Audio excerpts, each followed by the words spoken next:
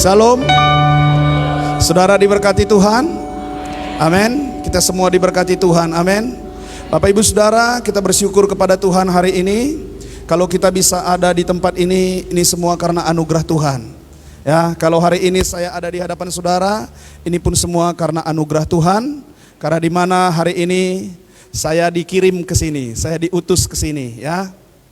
Dan berterima kasih juga kepada Bapak dan Ibu Gembala kalau hari ini mereka juga mengizinkan saya untuk memberitakan firman kepada saudara, dan saya percaya hari ini saudara akan mendapat kekuatan baru dari firman Tuhan. Amin.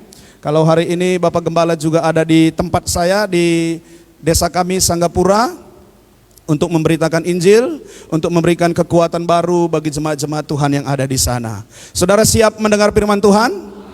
Amin. Semangat mendengar firman Tuhan? Yang semangat sama-sama kita katakan yes. Haleluya. Bapak Ibu Saudara, kita akan mendengar firman Tuhan hari ini. Tapi sebelum kita dengar firman Tuhan, saya mau bertanya bagi kita semua. Kira-kira Bapak Ibu, apa yang paling membahagiakan dalam hidup Bapak Ibu? Ayo jawab. Apa yang paling membahagiakan dalam hidup kita?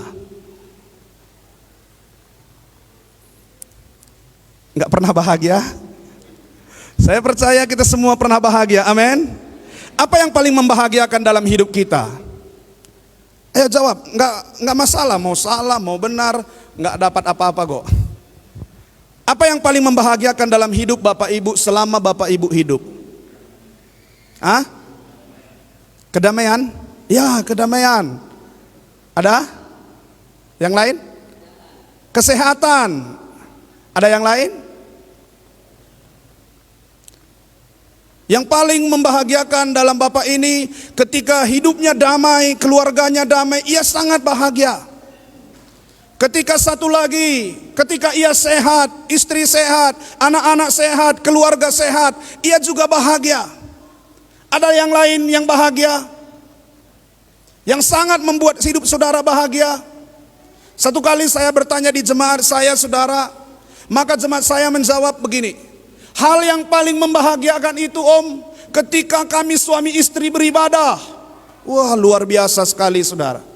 Ada lagi yang menjawab, hal yang paling membahagiakan dalam kehidupan saya ketika seluruh isi rumah saya mengikut Tuhan. Dan ada juga yang berkata, hal yang paling membahagiakan dalam hidup kami ketika kami diberkati oleh Tuhan.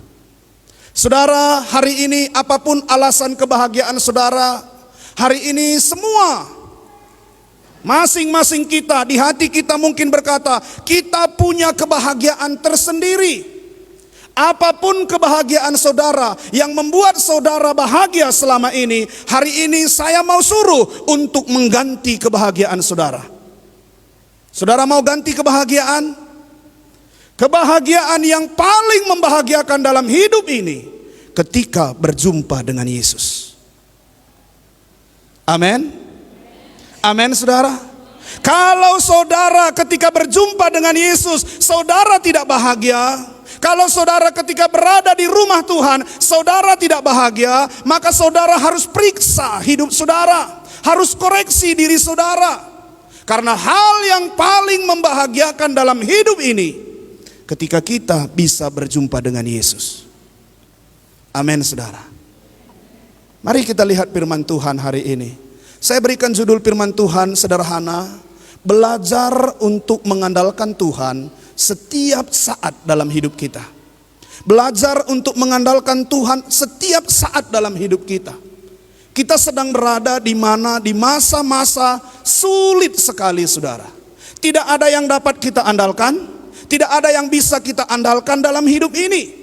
Bahkan kita mendengar hari-hari ini saudara, sekalipun kita ikut vaksin maupun tidak ikut vaksin, tetap harus berhati-hati. Tidak ada satu jaminan, tidak ada satu kepastian dalam hidup kita. Oleh sebab itu saya mau mengajak semua jemaat hari ini untuk tetap mengandalkan Tuhan setiap saat dalam kehidupannya. Mari kita buka Yeremia 17 ayat yang ke-7. Yeremia 17 ayat yang ke-7. Sudah dapat saudara? Satu orang bacakan dengan suara yang keras. 2, 3, ya.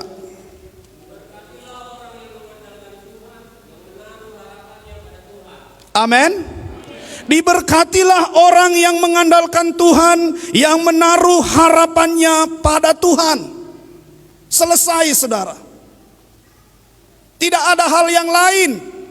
Hanya dikatakan di dalam ayat ini, diberkatilah orang yang mengandalkan Tuhan. Orang yang mengandalkan Tuhan adalah orang yang beriman kepada Tuhan.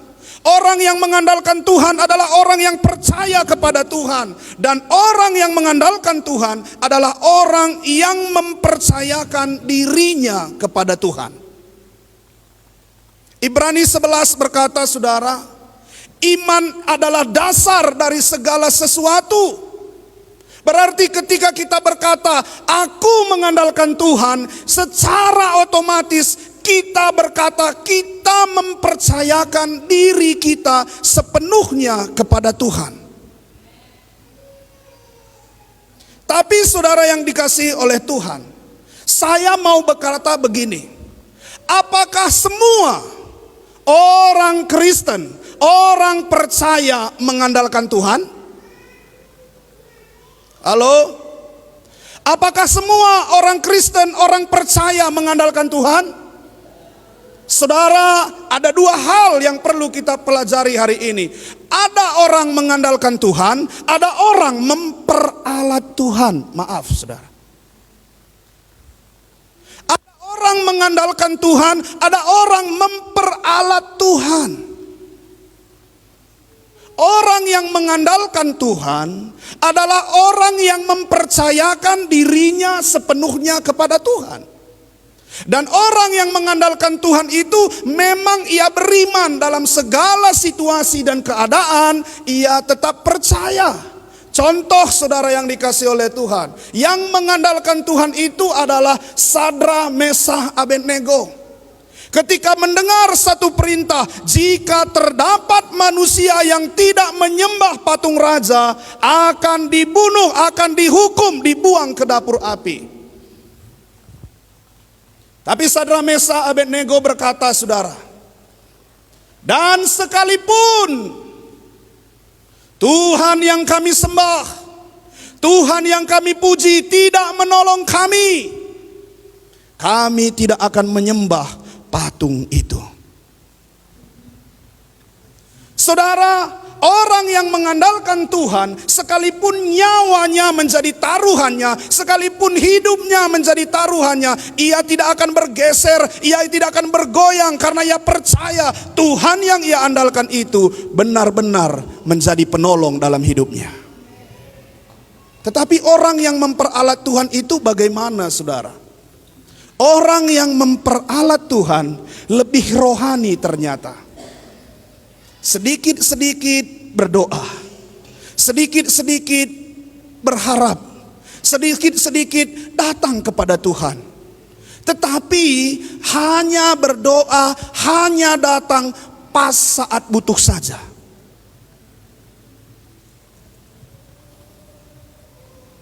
Itu orang yang memperalat Tuhan. Ketika ia punya masalah, ia datang kepada Tuhan. Tuhan, ini masalah. Ketika ia menghadapi sakit, ia datang kepada Tuhan. Tuhan, ini sedang sakit, tolong Tuhan, darah Yesus. Ketika ia sedang dalam keadaan aman dan baik, ia hidup sesuka hatinya.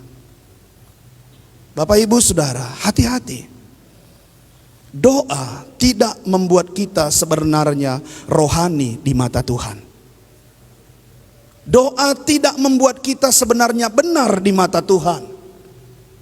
Tetapi Tuhan akan melihat apa tujuan kita melakukan semua yang kita lakukan. Manusia melihat apa yang saudara kerjakan. Manusia melihat apa yang saudara lakukan. Manusia melihat apa yang saudara berikan. Tetapi Tuhan melihat apa tujuan saudara melakukan semua yang saudara lakukan. Berbeda, saudara.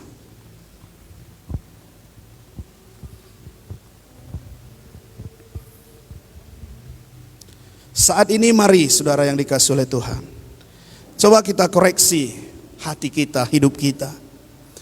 Kita ini mengandalkan Tuhan atau memperalat Tuhan?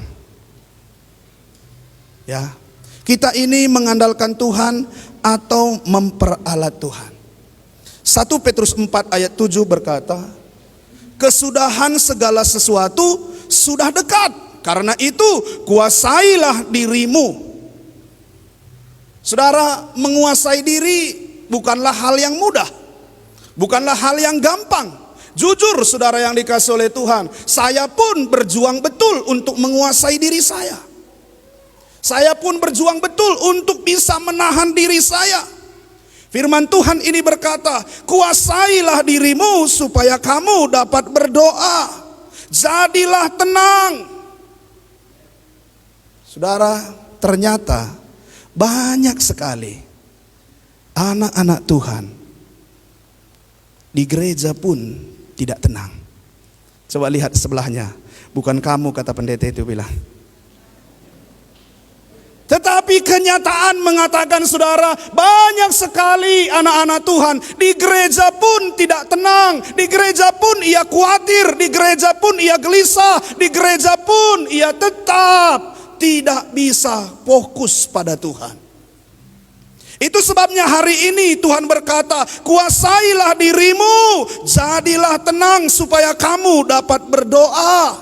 Bapak Ibu dengar, doa yang dimaksud di dalam ayat ini bukan datang, lipat tangan, tutup mata, berkata-kata. Bukan doa seperti itu. Tetapi doa yang dimaksud di dalam ayat ini, ketika kita bisa berjalan bersama dengan Tuhan, ketika kita bisa duduk tenang menikmati hadirat Tuhan.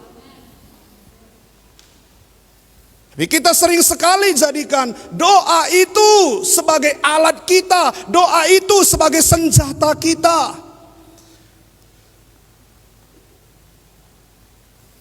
Boleh saya tanya, siapa yang menjadikan doa jadi senjatanya? Enggak ada. Aduh, malu mungkin ini ya. Nanti salah lagi. Enggak ada salah, saudara. Siapa yang menjadikan doa menjadi senjatanya? Ayo, ya puji Tuhan. Ya, doa itu memang harus jadi senjata kita. Tapi saudara yang dikasihi oleh Tuhan, jangan jadikan doa itu seperti yang kita lakukan selama ini. Rutinitas kita. Apa itu rutinitas? Minta, lapor, nyuruh. Kan itu aja isi doa kita. Minta Tuhan ini, lapor Tuhan sedang begini, suami matanya sedang keranjang, kejelalatan.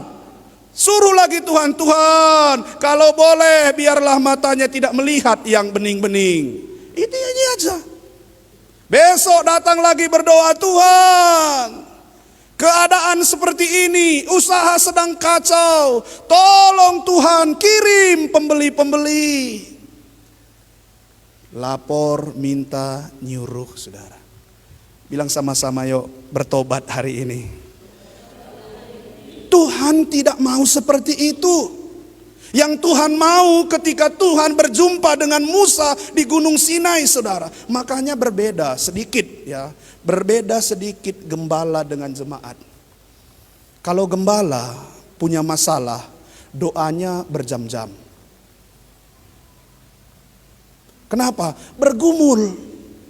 Karena gembala itu merasa tidak punya kekuatan, tidak punya kesanggupan untuk menyelesaikan masalah. Itu sebabnya ia lapor kepada pemilik kehidupannya.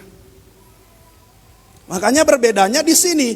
Jemaat datang kepada gembala ketika masalah, tetapi gembala datang kepada Tuhan ketika ada masalah. Jadi ada perantara. Karena begini, saya juga begitu. Kalau jemaat saya datang menceritakan masalahnya, saya tidak bisa selesaikan, saya datang lagi kepada Tuhan. Kenapa enggak sih dia yang langsung lapor Tuhan? Ini ceritanya. Kenapa harus mesti melalui gembala, saudara? Ya. Tapi kita percaya hari ini, firman ini akan menolong kita mengubah kehidupan kita. Amin. Dan doa itu juga bukan berbicara soal waktu atau lamanya saja, tetapi soal ketenangan kita saat berdoa, saudara. Makanya Yesus berkata, ketika kamu berdoa, tutuplah pintu kamarmu. Tutuplah pintu kamarmu. Ini berbicara tentang apa, saudara? Tentang ketenangan. Ini berbicara tentang satu tempat yang tersembunyi sehingga kita dan Tuhan bebas berbicara. Maka ketika Musa naik ke atas gunung Sinai, maka Tuhan berfirman kepada Musa. Berarti doa yang sebenarnya ketika Tuhan yang berbicara, bukan kita yang mengoceh. Benar, saudara? Selama ini doa kita datang, duduk, sujud, berlutut, langsung kita mulai ngoceh.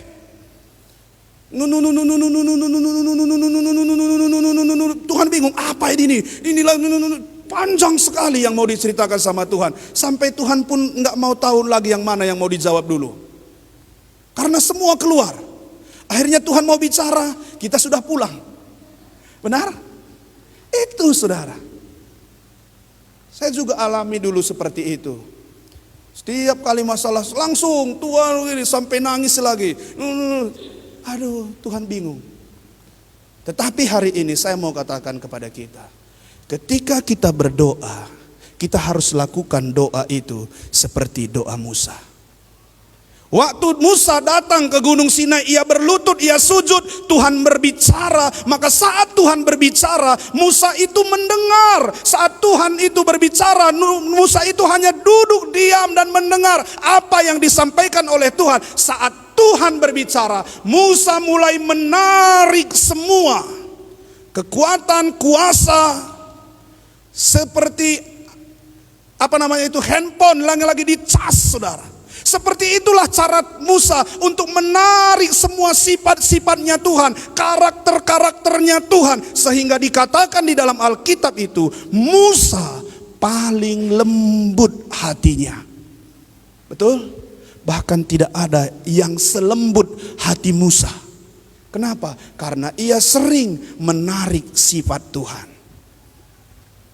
Kalau kita belajar doa, kalau kita mau doa yang berkuasa itu sebenarnya bukan kehendak kita yang jadi, tetapi kehendak Tuhan yang jadi. Amin. Sama seperti Yesus di Taman Getsemani, saudara. Ketika Yesus berdoa di Taman Getsemani, maka yang dilakukan oleh Yesus itu, seruan-seruannya itu membuktikan bahwa ia benar-benar takut, bahwa ia benar-benar putus asa, bahwa ia benar-benar mau hancur sebenarnya. Tetapi ia tetap menjadikan Bapa itu menjadi pembuat keputusan atas hidupnya. Mari kita semua jemaat-jemaat Tuhan hari-hari ini, kita semua belajar agar apapun yang kita mau lakukan, kerjakan, kita percayakan kembali kehendak Tuhanlah yang jadi. Amin, saudara.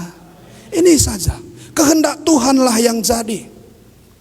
Ketika kita menjadikan kehendak Tuhan yang jadi dalam kehidupan kita, maka kita yakin dan percaya, saudara yang dikasihi oleh Tuhan, maka kita saat ini bukan menjadi orang Kristen, bukan hanya menjadi orang percaya yang hanya menerima yang baik saja daripada Tuhan, tetapi kita menjadi orang Kristen, orang percaya sesuai kehendak Tuhan.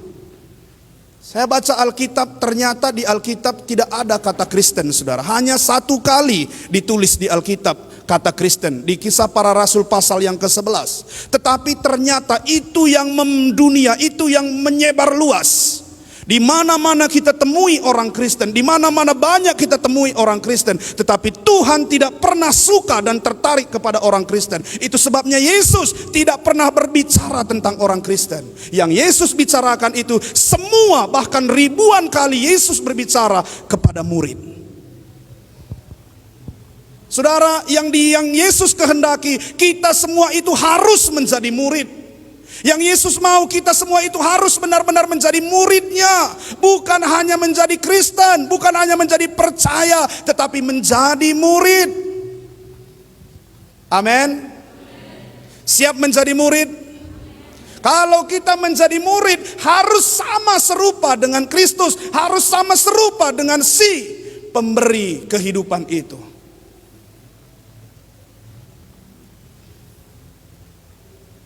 Mengandalkan Tuhan, saudara, bukan hanya sekedar beribadah. Kita dikatakan mengandalkan Tuhan. Mengandalkan Tuhan bukan sekedar melayani, kita dikatakan mengandalkan Tuhan. Dan mengandalkan Tuhan itu bukan sekedar beragama, kita dikatakan mengandalkan Tuhan. Tetapi orang yang mengandalkan Tuhan adalah orang yang mempercayakan dirinya sepenuhnya kepada Tuhan. Sebab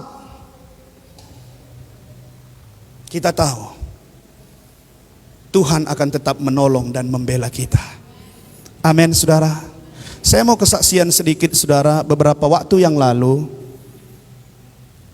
hal yang paling menakutkan, mengerikan dalam hidup saya terjadi, saudara. Di mana beberapa waktu yang lalu istri saya dikatakan COVID. Ini sangat mengerikan sekali. Iman saya pun goyah, saudara. Jujur, saya takut sekali sebenarnya. Lalu sampai di satu rumah sakit, dia berkata, ini harus isolasi mandiri.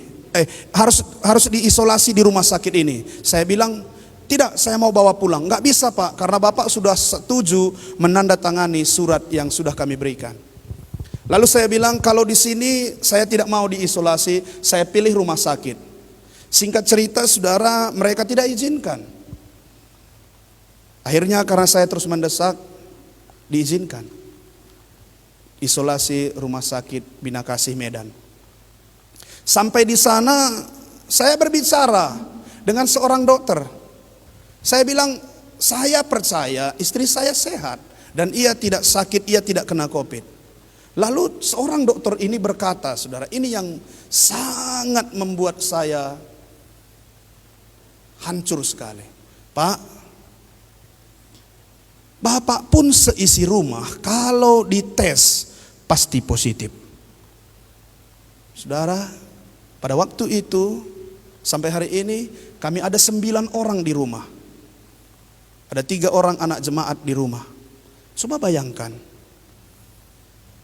dilema apa, gejolak apa yang saya rasakan pada waktu itu. Ketika ia berkata, seisi rumah pasti positif.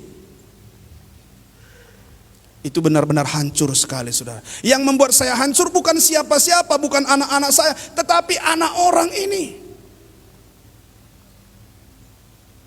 Tapi di situ saya berkata, Tuhan tolong saya. Saya percaya tidak ada yang positif di rumah saya. Bahkan istri saya pun tidak positif. Singkat cerita, saudara yang dikasih oleh Tuhan, kami pulang ke rumah. Pulang ke rumah, lalu mulailah tekanan itu datang. Dari kiri kanan, muka belakang, semua menekan. Pada waktu itu, saudara, pergumulan yang begitu berat, mengerikan sekali. Bahkan jujur, saudara yang dikasih oleh Tuhan, saya pun hampir saja lemah. Hampir saja saya lemah, putus asa karena situasi itu. Tapi saya percaya bahwa Tuhan tetap akan menyertai saya. Akhirnya, saudara, saya bergumul, berdoa. Tengah malam saya bangunkan anak-anak, saya bangunkan seisi rumah. Ayo kita menyembah Tuhan. Kita sembah Tuhan, kita sembah Tuhan. Justru, saudara, saya tidak pernah meminta kesembuhan pada waktu menyembah Tuhan. Saya hanya katakan, Tuhan beri saya kekuatan, beri saya ketenangan, beri saya kemampuan untuk berpikir apa yang harus saya lakukan. Hanya itu, saudara. Anak-anak juga ikut menyembah Tuhan. Sampai akhirnya satu kali, saudara yang dikasih oleh Tuhan, saya kembali ke rumah sakit. Sampai di rumah sakit, dokter berkata, Pak, kalau mau PCR, tes, supaya Bapak aman, ayo. Lalu dia bilang biayanya itu, saudara, besar sekali. 1.500.000 per orang. Mau ambil di mana uang sebesar itu? Lalu akhirnya saya dengan berat hati mau berkata tidak pun saya sulit, mau berkata iya pun saya sulit. Singkat cerita saya katakan sama dokter ini, dok nanti saja saya akan kembali ke rumah dulu, saya cerita dulu sama anak-anak, nanti saya ajak mereka. Ya terserah Bapak, tapi amannya harus tes. Saudara, itu pergumulan yang sangat mengerikan. Saya pulang, akhirnya saya tidak dapat keputusan, kesimpulan apapun saya tidak dapat. Singkat cerita, saya datang ke tempat ini saudara, lalu Bapak Gembala saudara telepon seorang yang ia kenal, yang ia bilang tes swab itu hanya 180 ya, 180. Saya langsung pergi ke sana saudara, saya tes sama anak saya jemput lagi mereka semua. Kami tes 9-nya sana. Negatif saudara. Yang luar biasanya, ketika saya kasih tahu kami semua seisi rumah negatif, besoknya istri saya keluar. Dan yang paling mengerikan, menyedihkan sekali, sampai hari ini saya tidak punya selembar kertas pun dari pihak rumah sakit. Tapi sudah membuat saya hampir mau mati rasanya. Hari ini saya mau katakan kepada kita semua Bapak Ibu Saudara, ketika saudara memiliki pergumulan, ketika saudara memiliki masalah, dan saudara merasa semua jalan sudah tertutup, tetapi ada satu jalan yang tidak pernah tertutup, yaitu Yesus Tuhan kita. Yesus selalu ada bersama kita. Saya merasakan kasih-Nya yang begitu besar, menguatkan saya, menopang saya, yang di saat dimana saya begitu berat, begitu menderita, tidak ada yang bisa saya andalkan Bapak Ibu, tidak ada yang bisa saya harapkan, semua menjauh dari saya. Tetapi Dia tidak pernah meninggalkan saya. Dan hari ini pun saya mau tegaskan kepada saudara, seperti apapun keadaan saudara, Dia tetap ada untuk saudara. Dia tetap bersama saudara, melakukan perkara besar, bahkan membangun kehidupan yang lebih maju lagi. Yesus selalu ada, tidak pernah meninggalkan kita. Saya bisa cerita ini kuat saudara, tapi pada waktu itu jujur, hilang bagian hidup saya ini, hilang betul. Tapi saya merasakan keajaiban Tuhan yang luar biasa. Amin saudara. Yesus berkata begini, berbahagialah orang yang lapar dan haus akan kebenaran. Matius 5 ayat 6. Berbahagialah orang yang lapar dan haus akan kebenaran, karena mereka akan dipuaskan. Saudara, begitu luar biasa sekali Tuhan yang kita sembah itu. Ketika kita datang kepada Dia, ketika kita mencari Dia, ketika kita berseru kepada Dia, maka Ia akan berikan kita kepuasan yang tidak bisa diberikan oleh dunia, yang tidak bisa kita dapat dari siapapun, tetapi Ia sanggup berikan kepuasan itu. Dan pribadi kebenaran ini saudara sungguh luar biasa, di mana di dalam Yohanes 14 ayat yang ke-6 berkata, akulah jalan, kebenaran dan hidup. Berarti kebenaran yang dimaksud oleh Yesus ketika Ia khotbah di bukit itu berbicara tentang pribadinya sendiri, yang secara tidak langsung Ia berkata, berbahagialah orang yang memiliki saya dalam hidupnya, yang memiliki Yesus dalam hidupnya, yang dimana Yesus yang ada dalam hidup kita itu akan memberi kita kepuasan, akan memberi kita kehidupan.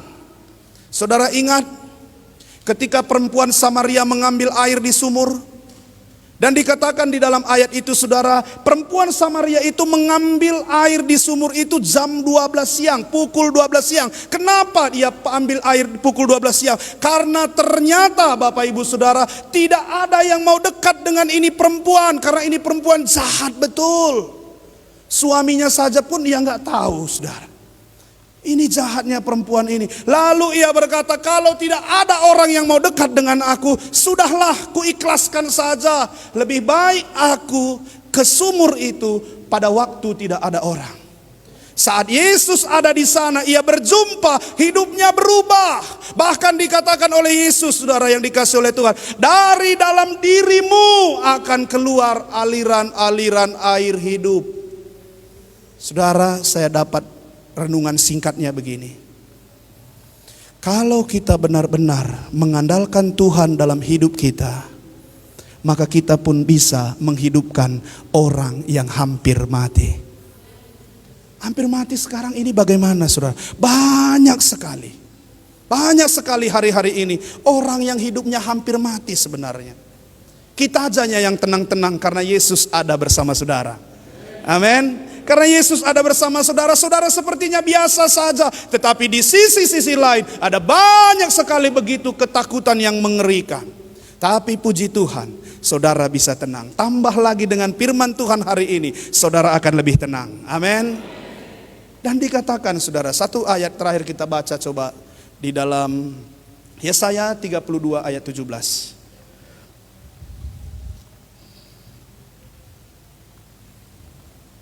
Yesaya 32 ayat 17. Satu orang bisa bacakan, tolong saudara, dengan suara yang keras.